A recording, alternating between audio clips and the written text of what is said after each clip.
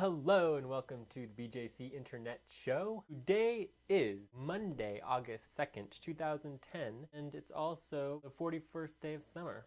Oh! This last weekend there's been a lot of things going on with the immigration law in Arizona. Even though a lot of the law did get revoked by the judge, some things did get passed through. Why do we have such a strong anti-presence in this country for immigration, especially since this country was founded on immigration way back in the 1700s? Basically, there's two ways of getting out of this. Like, one, we've got making the border stronger, but there's also the whole idea of how we prevent people who are here illegally from taking their jobs because there's no jobs available anywhere. But you know what? The other question is, how do we legalize the people in order for them to be able to get jobs legally and help increase the overall North American economy? Really thinking about the larger economy of all of North America and how NAFTA, the North America Free Trade Agreement, has affected the whole continent, especially Mexico. One of the very interesting things to remember about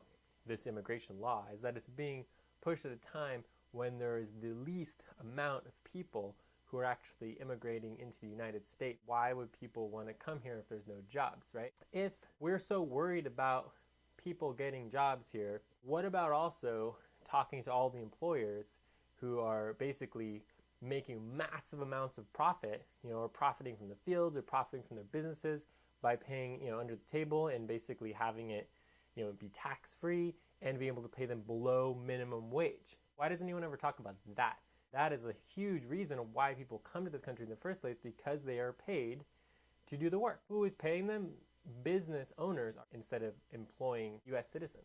One of the most important components of all of this is definitely the foundation of this country and what this country was founded on. There's this new iPhone app that just came out. It's the mini Declaration of Independence. It's really cool because it has the Declaration of Independence written in really simple, everyday readable language, except it's all shortened to like 400 words instead of like 1,400 words. All right, so there is the mini Declaration of Interdependence right there, mini version.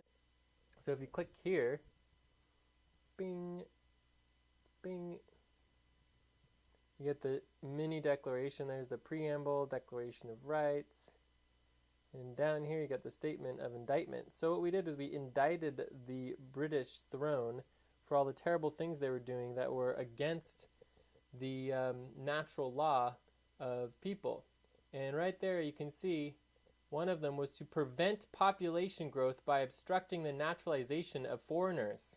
Right? That was one of the reasons why we as a country went to war against Britain to create our independence. We need to hold this country to the foundational ideals that it was created on, especially those things which allow this country to flourish and grow and evolve. One of which is making sure there is a legal process for foreigners to become citizens and allow the population of the country to grow. Of course, it needs to be done in a constructive way that is beneficial to all parties, including businesses, communities, etc., etc. We really need to reconnect and rethink about what this country stands for. And obviously we can't just let everybody into the country. The better other economies are doing, and the better that Mexico's economy is doing and all of North America's economy are doing, the less need for people to migrate to where the resources are. And that's why people migrate, is to find least resistance to be able to live. It's a normal, natural law of migration, people moving throughout the world, and it's going to continue. So hopefully we can get that all figured out. And this weekend, there was some fun stuff going on. We had the wedding of the decade. It was Hillary Clinton's wedding. What I don't understand is why it's so much commotion over it. Like, everyone's talking about it. Oh, the wedding, the wedding, the wedding, and it's just like, this big media hype and like, all this stuff. But at the same time, I don't understand why it was such a secret. I mean, a wedding's a wedding, right? And especially when it's like, the wedding of the president's daughter and, it's the Clinton empire. Why not have the country come together and see a little bit of family, a real connection as a country right, is basically pop culture. Entertainment Weekly, dun dun dun. Imagine how much crazy it would have been if she was marrying a woman. She did marry an investment banker, which news agencies sort of gloss over. This guy is, basically in on the Wall Street giggy, right? Oh, he's an investment banker, and moving on from that. Look at the bridal outfit. The most exciting thing I heard was that the wedding cake was a gluten-free vegan wedding cake. Raya! Dude, that's bomb. Gluten-free. Vegan's good too. Vegan, gluten-free. Could burp like that all the time. So I wanted to show you a little bit of exercise stuff that I've been doing. Basically this. Look, ooh, pretty blue. Nice. Woo!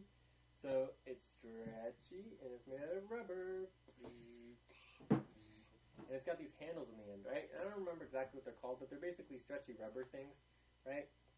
And they're really cool because you can do it pretty much anywhere. I mean, you can literally do it while you're sitting in your chair. Grab yourself one of these, man. They're like, I don't know, 10, 15 bucks. Anything you do with it will activate your muscles, and you'll be moving even closer to getting to the health goals that you're working on. It's like the rubber stretchy thing. You can find them at all the stores. I wanted to do a shout out today to something I heard about on the radio.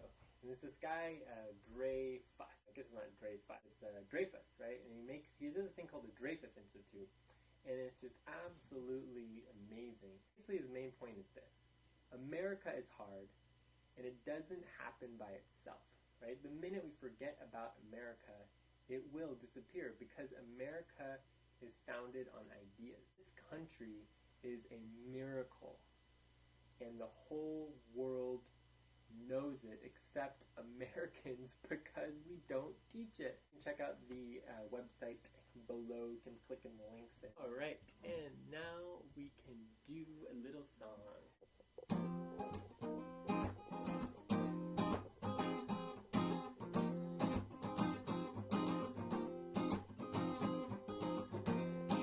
Oh, I think